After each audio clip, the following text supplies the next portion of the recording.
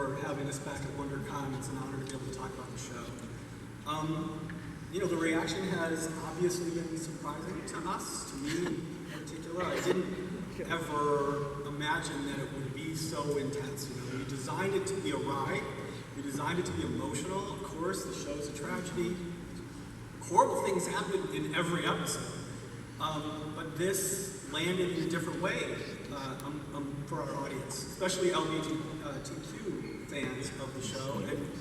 And one of the things that sort of began to drive it home for me was I watch fan reaction videos sort of religiously on Friday mornings, and on this particular Friday, I couldn't watch them. They were too intense. The audience, the one after the next, they were devastated by what they saw. And we as artists and writers and actors, we don't want to hurt people. And I feel like this touched something real. It touched a nerve. It activated something in people who, their whole lives have had to deal with things that me as a straight white guy, obviously couldn't relate to. So I was very surprised by it, and I've apologized for that. We never really, I think, understood the power of that relationship and that character.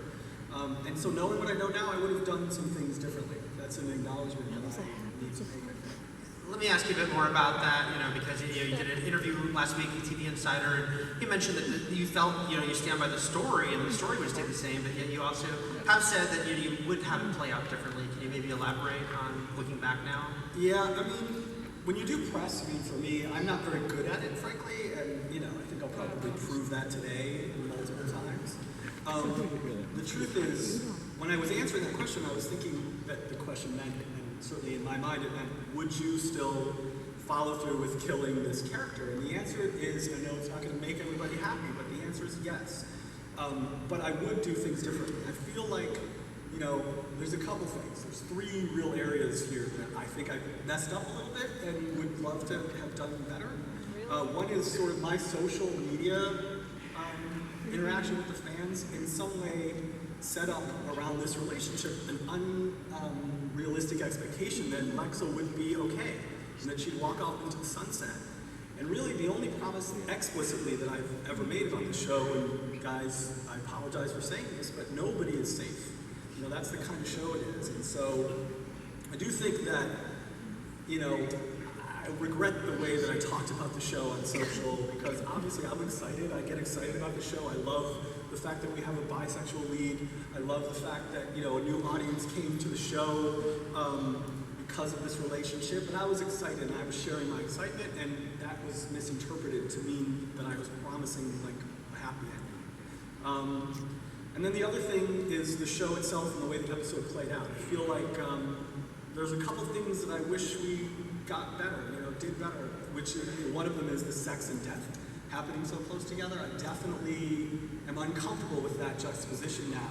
For me at the time, it didn't mean, obviously for me, the death had nothing to do with the fact that she just had sex. It was, this powerful, transformative figure who was killed because she was trying to change her people. And that's always dangerous, as history, I think, has proven. And so that's why she died, and that's why I sort of allowed those two scenes to coexist like that.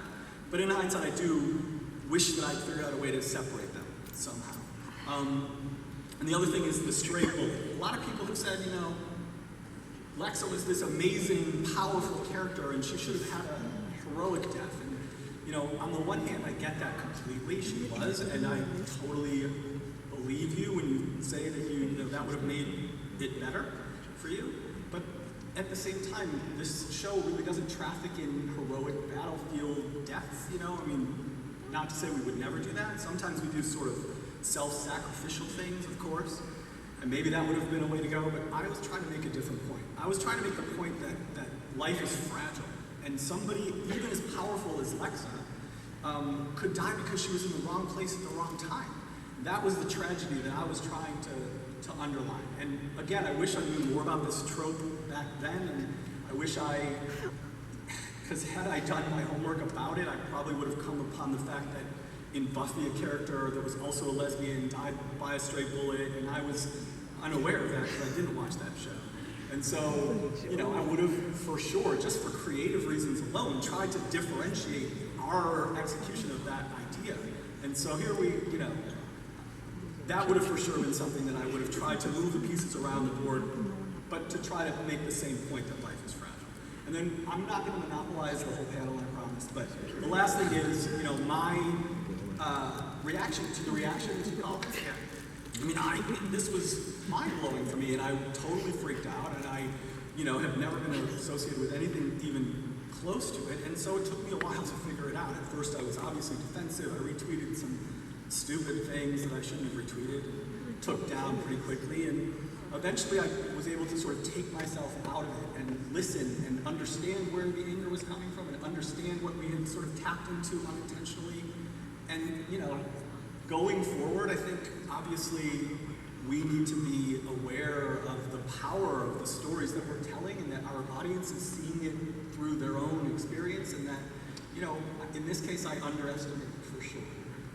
In season 4, which we just got, I plan on applying that, set up this expectation that somehow, we weren't going to blow it. We were going to do something different with Lexa, and somehow she was going to walk off into the sunset. And, I obviously, Twitter is 140 characters, and it's like a haiku. You can write essays on what people have said in 140 characters, which means that what I say is interpreted by, people to mean what they want it to mean. And so, yeah, I have to be much more careful, obviously, going forward. For sure. Who just raised their hand.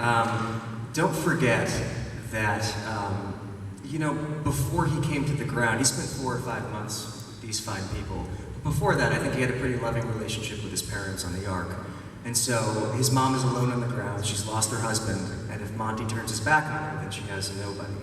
So I think the issue isn't as black and white as that may initially seem. So he is very conflicted, but I think he's always trying to, that's my question too. I'll let you think on that. That's, I can't spoil anything, but I think, consistency is the key. So I think probably you're guaranteed a few more times at least. On a more serious note, Murphy, he was taken to Polis. He really was thrown into this situation. How is he reacting to everything happening around him? Because he was really thrown in there, and there's so much huge events happening. For Murphy being thrown into the fire, that's not anything new to him. That's kind of been his MO since being on the ground. He's gone from one bad situation to another. So I think he's taking it the same way he takes all situations for him, which is just what he analyzes the situation, sees what he can do to survive, and he makes sure that he does. And so far, he's got a pretty good record. What's going on in Arcadia and with Jaha and everything, and I think she's definitely going to learn more. I'm sure you can all gather that, but her mind will be like. Murphy downloaded Clark on everything in between episode 7 and episode 9, so she knows everything as of what you guys just saw. Right, outside of the Arcadia, she knows about. Outside of Murphy knows. Okay, in the season 1. So whatever happens next, as she might be turning her back on the City of Light or not, do you think she can reconcile this situation? Because it really seemed like it was something she was not able to move back past, and that's why she took the ship in the first place. Reconcile as far as it's just started living with it, being okay with it in some way. Yeah, and I think that's one of the most interesting things about this storyline, especially with Raven, because she always was such a physically and mentally strong character. The disability has, it threw on her ass. It threw on her ass in so many more ways than just that. My body can no longer move the way I want it to. It created such a chronic depression inside of her, and I kind of feel like most of Raven's obstacles and monsters this season are inside of her that people can't see, and she's the only person that can get herself outside that hole. So it's really interesting to me how the City of Light had became a desperate beacon of salvation, and then she's finding it to be an abysmal hell that she has to once again get herself out of. So it's tested her in so many ways. So I think she's, and she's building herself to be that much stronger. Right now, because Jasper was in his own very dark place and obsessed with sort of the City of Light, we haven't really seen his take on Pike and Monty joining Pike. Might we get to see a little bit more of that soon? And what he thinks of where his friend has gone? It's a very interesting question, Eric. How do I answer that one? Firstly, the fight with Monty is one of the most painful things to have to do, just because I love you, Chris, so much. We live together. Not anymore. This is only... Yeah, well, after the fight. I'm not sure that Jasper's so aware of the politics going on with Monty and Pike now that he's been thrust into the Alley storyline, trying to figure out the City of Light. I think his main thing right now is trying to forget Maya, but also understand what the hell is going on with Raven. Since our falling, she's acting odd. I mean, come on. But obviously the riff with Monty is still, within Jasper and wants to fix it. But I think they just need a little bit of space right now because time heals all. Hopefully. Monty had been Separation of friendship at all. I think Monty, really, the ball's in Jasper's court. He's done everything he can do, and now I think they're both a little preoccupied at the moment. But hopefully they'll figure it out or not. I don't know.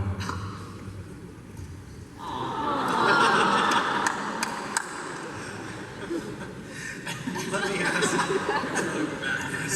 Yes. Yes, I didn't sing. because you chose not to.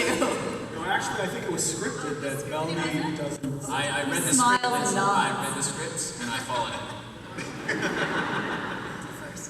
Did you think that was like a fake page when you got it, just because it just never seemed like something that would happen on this show? That's something new. I was excited about a Twist. car. We had a car. That was cool. No more walking. The thinking was that we were away for 3 months and we were coming back at a time of relative peace, and it would be nice if we were ever, knowing what the story was going to be this season, we were ever going to have a light moment. That was going to be it. And so, kids driving in the woods in a car. Where was I, Jason? I really wanted a light moment. Killing panthers and dyeing your hair. To answer your question, Eric, I was just happy to sing. I can't wait to sing more. We're singing. Devin's EP is dropping in a month. Hey Chris, you were there. Do you have an answer? I think Bob wasn't singing because he never learned the words. But yeah, it was good. I remember Devin and I spent quite a few hours together. We lived together last season, so we spent quite a few hours learning the song because I don't think either of us had ever heard it before. Yeah, sorry. Speak for yourself, Chris. Throw you under the bus on that one. My question is mainly for Jason and Eliza, but anybody else can give feedback. I wanted to know if you guys were aware of the Trevor Project and the fact that $81,000 was raised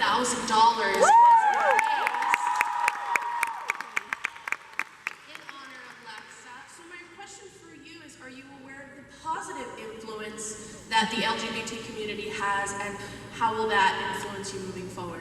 Well, absolutely, I am aware of that, and I do think that that's an incredible silver lining in all of this, for sure. Warner Brothers, by the way, supports the Trevor Project, as do I, and I actually, believe it or not, look at this whole thing that's happened, although it's been hard for me personally, boo-hoo me, but, the truth is it's a positive. It's really opened my eyes in a lot of ways to, again, the power that stories have in the world, and the responsibility that I have as a storyteller, both in the way I communicate via social media, of course, and promises, implicit or not, that I might make, and the stories themselves. We need to understand, I think, going forward, how our audience is going to react to something. It's like the metaphor that I use is, you build a roller coaster, and you're an engineer, and you want to make that roller coaster awesome, and you want to make the dips and the loops and everything, death-defying. But you don't want the train to jump off the tracks and hurt people. You want to get to the end of the ride. And I feel like in this case, the train jumped off the track a little bit. We didn't really, I'm going to say me, I didn't really understand enough, I don't think. And so now I do, and I'm grateful for the experience at the end of the day. Truly, I am. And the Trevor Project is amazing. Everybody should give some money to the Trevor Project, please. That was good. I thought it was fun. I lost my voice. Yeah, you really did lose your voice. Yeah, I lost my voice. Yeah. That day, and everyone like had the flu that day too. You know that? Oh no, the doctor thought I had the flu, and I said no, I was hung from my neck for like 13 hours. So then he came and started giving everyone shots, and he just assumed, he actually thought I had bird flu. Because I went back to Australia for Christmas. Anyway, that was fun. Well, you were hanging for like 12 hours. Yeah, he didn't seem to understand that that's a thing that we do. Yeah. That was your favorite. That's what you That's it. Well, I mean, God, I like it. It's because I grabbed him at the end of it. Yeah, he hugged me. I spent the day. Well, the incredible sort of lucky break from that was your voice was totally shot, as it should be if you were hung. And so in the next it was episode, incredible. you It can hardly was see wonderful, Jason. Awesome. Very method. Anyone else? Anyone else? I liked fighting with Chris here. That was probably. I mean, it felt like it was all leading up to that. You know, there was a lot of tension there, and it needed to be aired. It was very emotional, and we got to cry and hug each other after, and now I guess we don't talk anymore or something. So. The scene was my most favorite to shoot because the director Ed had us block it out. We don't usually get much time to do this, but we got to block out the scene several different ways, and we kind of workshopped it a little bit, which was nice. I liked when I got to spit in your face, Richard. That was Yeah, they never even saw that though.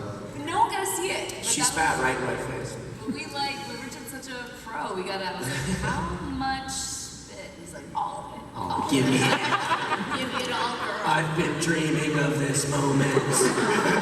And I did. That's probably why they cut it. It was great. Too much. Too crowded. DVD extras, people. Yeah. The training, that was a huge thing. It was crazy. It was so emotional. We were like out there for 15 hours or something shooting this battle, and it was so immersive, and it made everything feel so real, and it was crazy. That was great. And I mean, shooting the Lexa kiss was really great as well. She's a babe. It was something that I'd never gotten to do before, and it was amazing. It was like doing Ever? Oh well, hang on, no. Let's not get into that. But on screen, it was just so it was really cool to be able to do something like that. No, thanks. Even filming that day over there. Anyone else before we move on?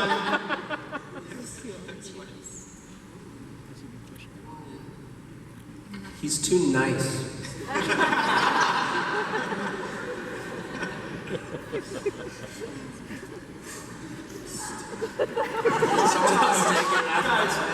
Correct me if I'm wrong, you guys, but a lot of times the negative aspects of your characters are the things that you like the most. That's 100%. Yeah. The Murphy's audience, negative. the audience hates me, for the most part, for writing those negative aspects, but as actors, you like doing things like that. You like the dark stuff. I would think. Yeah, I do, definitely. Yeah. Do I? No, I agree. No, these things are negative. It's a matter of perspective as well. Especially in this world that Jason's created. I would smile more. Can I smile next season? Just like a little bit. Well, next season, Just like, people don't know what my smile looks like unless I'm in something like this. we'll try. We'll work something out. Have an idea. Just give her a sing-along in the first episode. Yeah, that's it. Yeah. Dreams. Yeah. Next question. Obviously you guys can see how the 100 fandom is really big, and they can, I don't know, they're really powerful, and I wanted to know how you guys what's the word, how you guys deal with all the impact, and how do you guys look at it, all the trends that everybody trends, I don't know how to word it, but Dude, yeah, we think it's amazing. It's fantastic. I mean, it's crazy at times. certainly recently, like I found that I was tweeting and it was the wrong thing to say for a lot of people, and I have to like really realize that, because it's been so quick for me. I went from like 5,000 followers to 300,000 followers in a very short period of time, which is amazing. Thank you guys. I went the other way.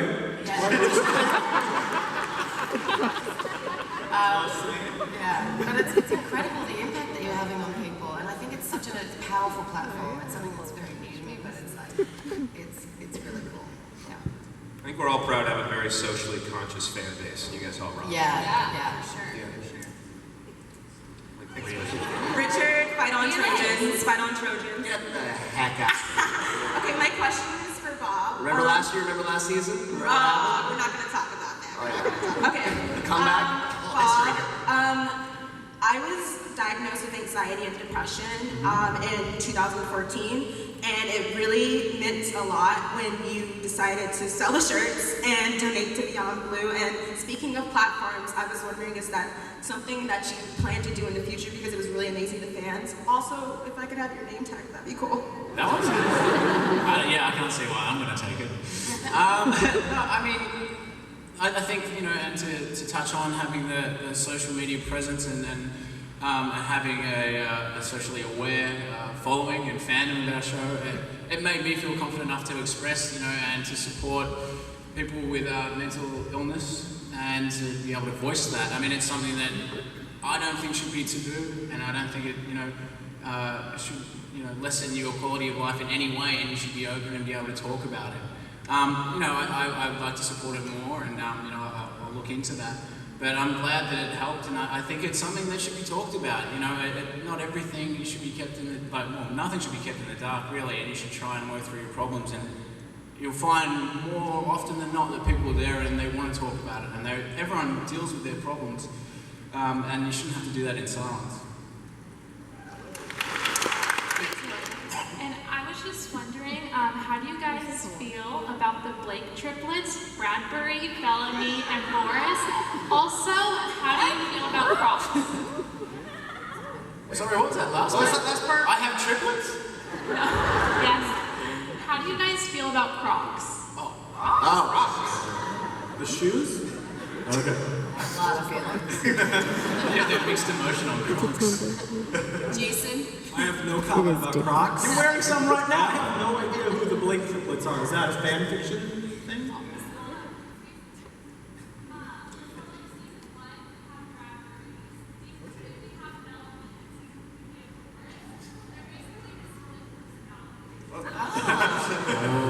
Is that the guy with the mustache that you? My guy? There's a lot going on. So it's I don't know. How did you guys feel about it? I've heard these kids. I prefer Bradbury. It's 3Bs. I prefer Bradbury. Bradbury? It's much more. I like him because he was 3 years younger than I am today. Thank you. Next question. Hi, my name is decision made to integrate the creative team and the fan base online, and specifically into the LGBT group, which is so vulnerable and voice their concerns and fears so frequently. And I mean specifically not just answering Twitter questions or Tumblr, but specific staff members going into LGBT safe zones like forums and stuff, and going into discussions that are being brought up and saying things like, if you guys don't trust us by now, then we're not going to kill Alexa. You guys need counseling, things like that specifically. That's why the fan.